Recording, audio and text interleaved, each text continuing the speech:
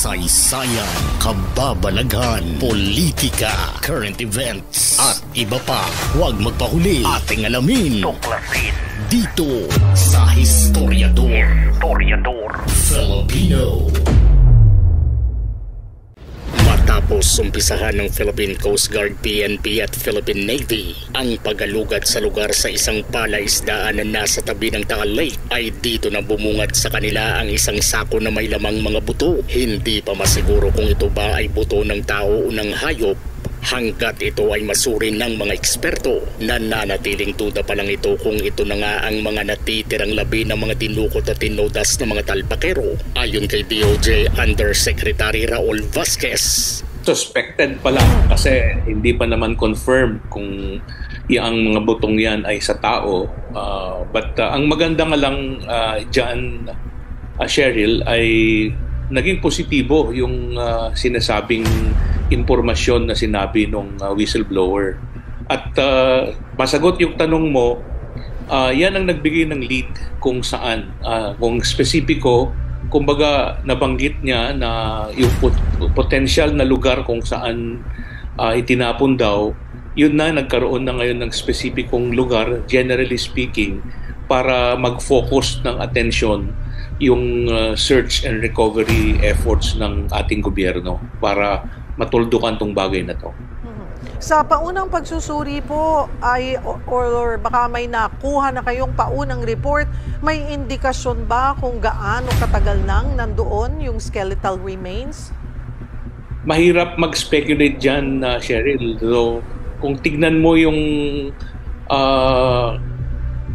character ng mga sako, yung kaitiman niya, yung mga gutay-gutay, etc. Makikita mo na parang talagang matagal nang nakalubog yun at matagal ng panahon na nakabagsak sa tubig.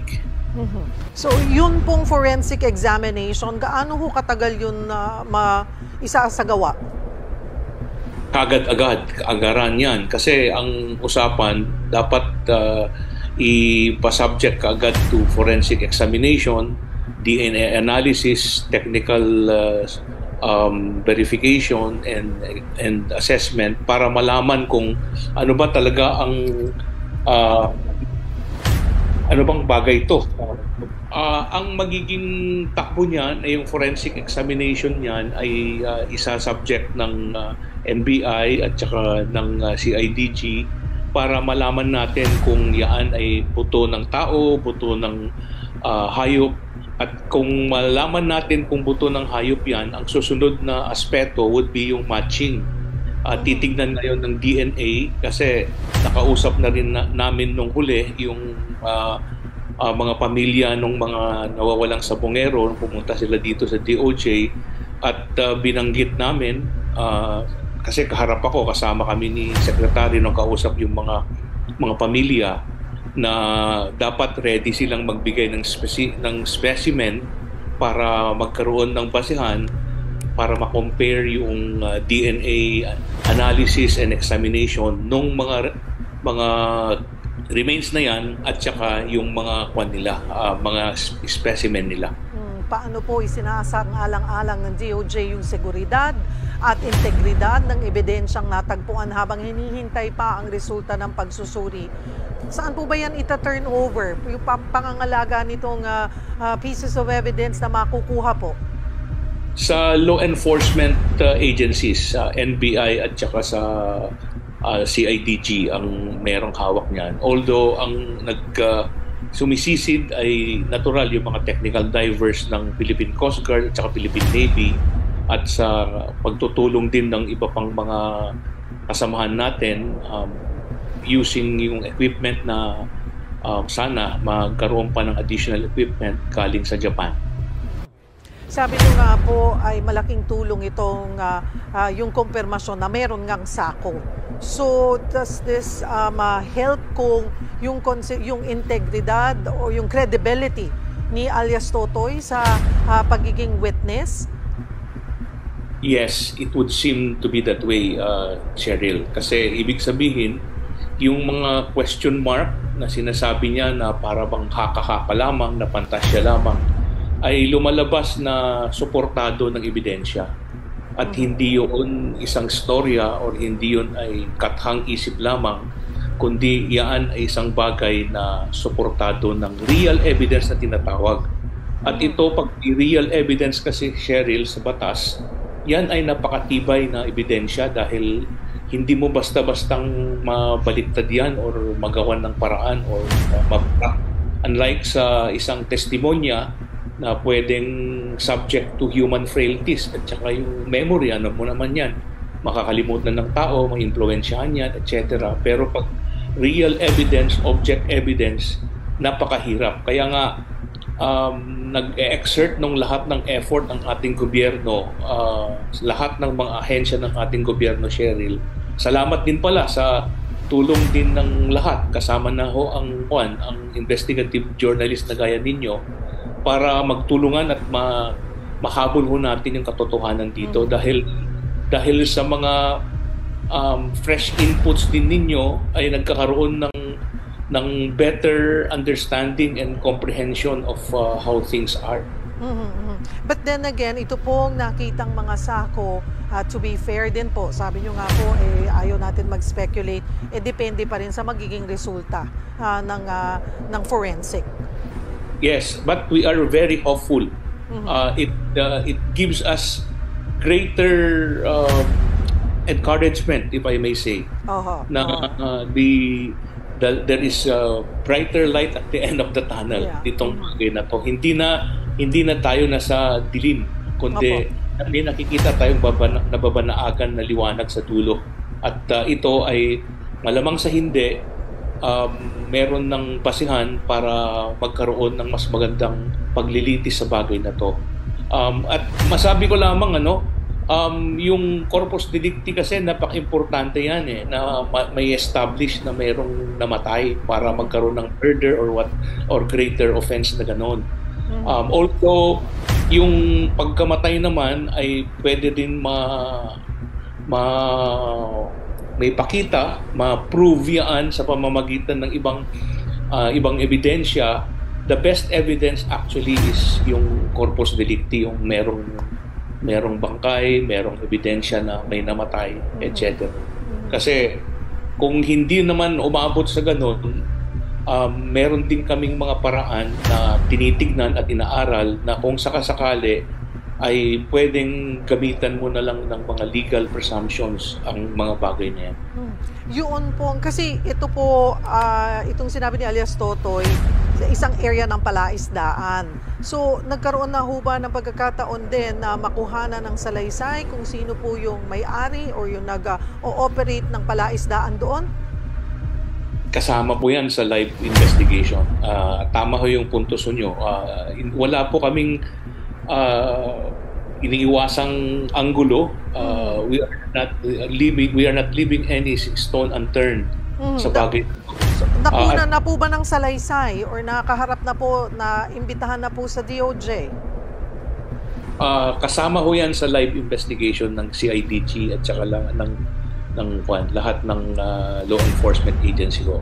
Hindi namin pinofocus lamang yung attention namin dyan sa pagsisisid, kundi pagtanong din ng mga ibang tao, ibang witnesses. Kaya nga ho, iniimbita namin yung kung sino man ang may gustong, may alam sa bagay na to, na kung mangyari lamang ay tumulong na rin para sa paghanap ng hustisya. Sa ikalawang araw na paghahanap ng mga otoridad sa mga sinasabing pinaghulugan ng mga labi, ay mayroon na silang minarkahan na lugar dahil sa may kahina-hinala na namang sako na nakita roon. Hindi pa pwedeng iahon ito ng basta-basta na lang dahil mangangailangan sila ng mga magiging witness para makita ang pag-ahon nito at nang mabuksan at makita kung ano ba ang laman ng sako na iyon. Sinimulan na nga ng Philippine Coast Guard ang kanilang pagsisi dito sa Taal Lake sa Laurel, Batangas para nga yan sa paghahanap ng ilang bangkay ng mga nawawalang sabongero. Sa mga oras na ito, nakaantabay pa rin tayo sa kanilang report kung ano yung kanilang nakita roon at kung may indikasyon ba na may mga labi doon sa lawa. Mag-aalas 7 ng umaga ay sinakay ng PCG ang mga diving equipment na kanilang gagamitin. 3 team ang nakadeploy na binubuo ng higit 20 technical divers. Nakunan natin ang mismong site kung saan natukoy ang palaisdaan na nirentahan umano para doon itapon ang mga bangkay ng nawawalang sabongero. Kita sa drone video ng News 5 na napapaligiran ito ng ilang palaisdaan. Malapit din ito sa Pangpang kung saan nga natagpuan kahapon ang sako na may lamang mga buto. Sinabi na ng Department of Justice na susuriin pa ito kung ang buto ay sa tao o hayop. Nikki, kakapasok lamang na balita, meron tayong impormasyon na natanggap na may ilang mga sako na nakita ang PCG divers doon nga sa palaisdaan. Pero sabi ng Department of Justice, hihintayin pa ang NBI at isang prosecutor para nga maging witness bago iahon itong mga sako na natagpuan doon. So ngayon, ang ginagawa lamang ng mga PCG diver ay minarkahan itong mga sako. So maya-maya magkakaroon tayo ng mas buong detalye kung anong laman ng mga sako na yan. Balik sa iyo, Nikki. Camille, dyan lang ba sa may mga lugar na yan karamihan itinapon itong mga sako nga na may laman na buto? Dyan lang ba sa may Pangpang na banggit mo?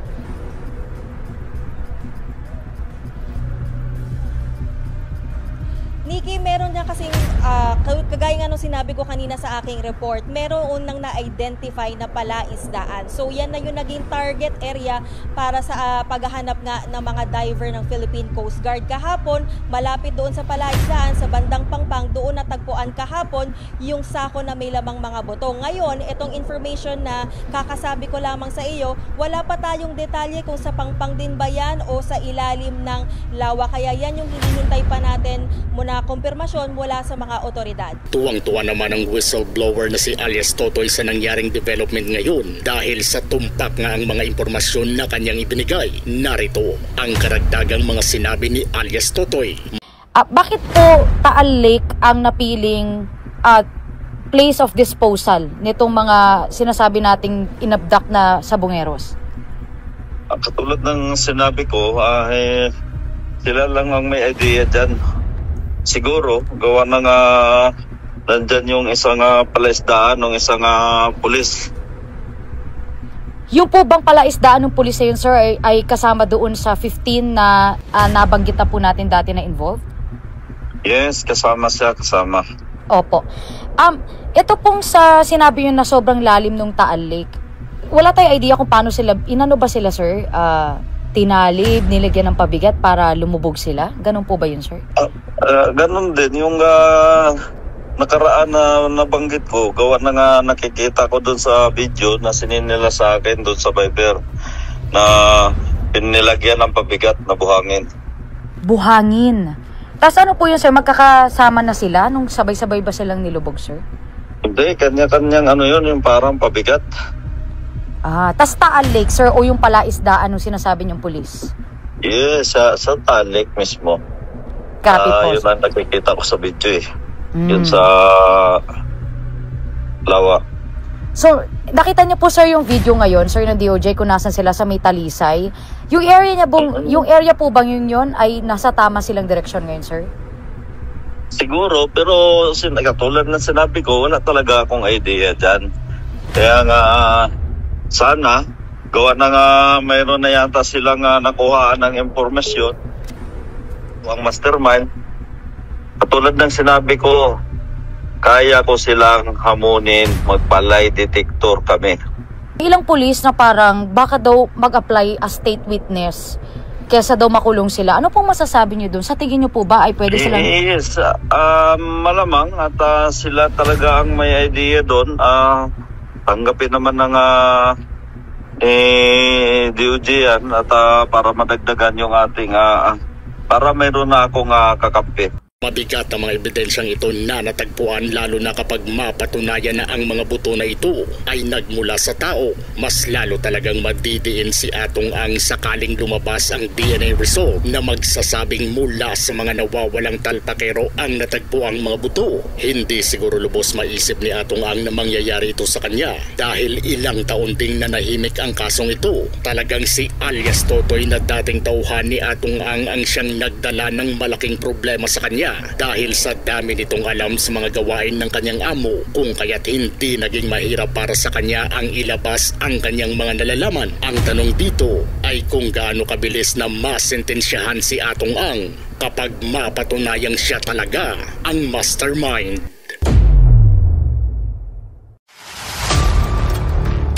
Kung gusto nyo ng mga ganitong klaseng videos, panoorin, pindutin ang notification bell, mag-subscribe at i-share sa mga kaibigan. Maraming salamat po hanggang sa susunod dito sa Historiador Filipino.